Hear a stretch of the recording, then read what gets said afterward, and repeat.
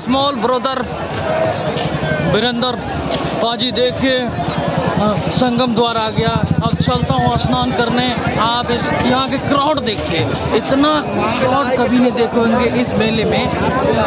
144 साल का मतलब होता है 144, ये नहीं कि 12 बार बड़े 44, 12 बार लगने के बाद एक बार लगे। यहाँ देखिए कितना भीड़ भाड़।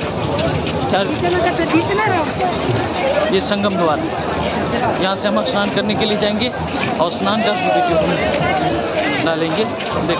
देखते रहिए।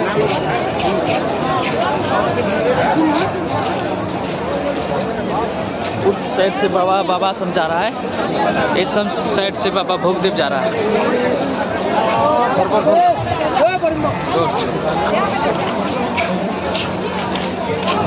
चलिए मिलते हैं नेक्स्ट वीडियो।